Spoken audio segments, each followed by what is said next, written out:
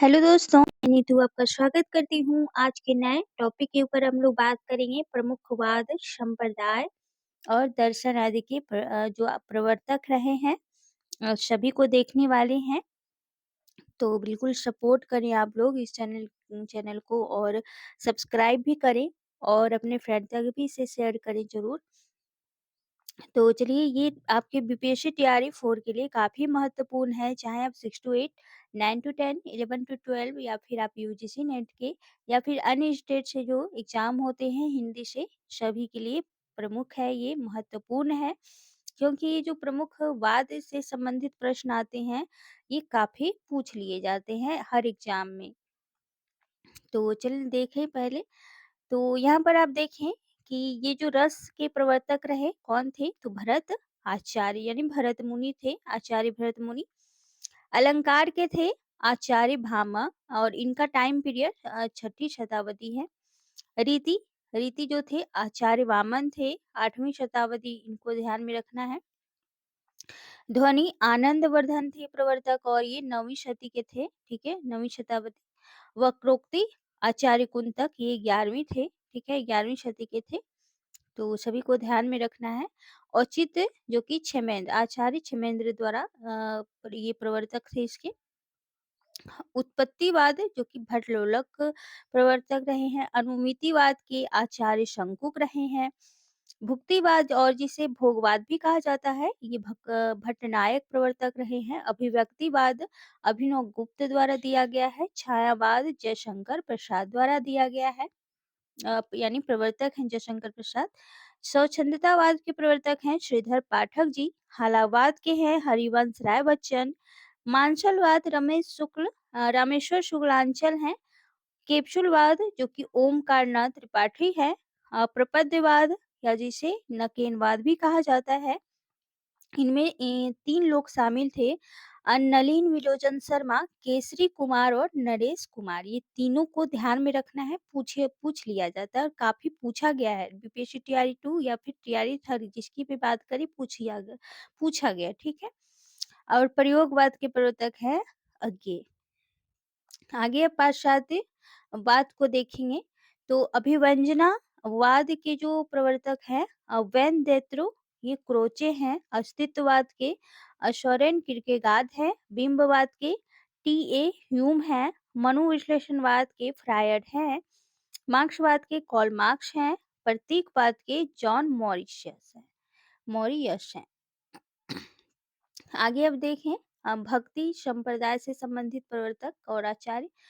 तो श्री संप्रदाय के जो प्रवर्तक हैं रामानुजाचार्य हैं। यहाँ से आपके 2 प्रश्न तो ऑलरेडी पूछ लिए जाते हैं। शनक संप्रदाय निम्बार्क हैं।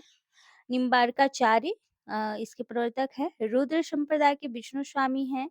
बर्म संप्रदाय के माधवाचार्य हैं और रामावत संप्रदाय के रामानंद जी हैं।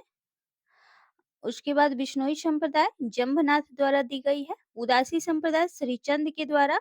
स्मार्त संप्रदाय शंकराचार्य द्वारा। राधा वल्लभी संप्रदाय गोस्वामी हित हरिवंश के द्वारा और हरिदासी जिसे सखी संप्रदाय के भी नाम से जाना जाता है ये स्वामी हरिदास के द्वारा दी गई है। चैतन्य या फिर गौड़ी संप्रदाय जो कि चैतन्य महाप्रभु द्वारा दी गई है। दास्य भाव भक्ति या फिर शरणागति परक भक्ति ये जो है ये रामानुजाचार्य द्वारा दी गई है और पुष्टि मार्ग की स्थापना वल्लभाचार्य द्वारा की गई है। अब देखेंगे यहाँ पर प्रमुख दर्शन कौन कौन से हैं किसके। तो अद्वैतवाद जो है ये शंकराचार्य जी द्वारा है।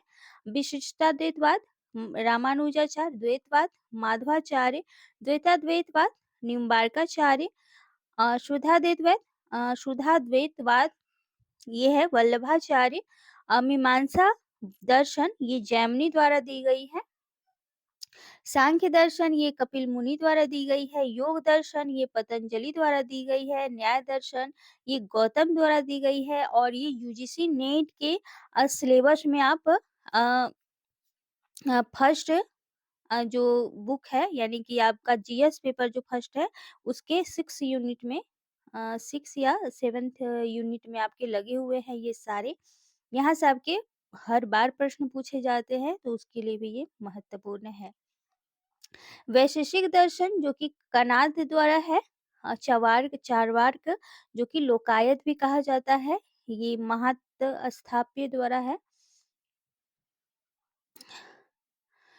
उसके बाद चार्वाक जो है ये हो गया जैन दर्शन, जिसे स्यादवाद भी कहा जाता है। अब देखिए यहाँ से प्रश्न पूछ लिया गया था कि स्यादवाद से कौन संबंधित हैं, तो पार्श्वनाथ होंगे।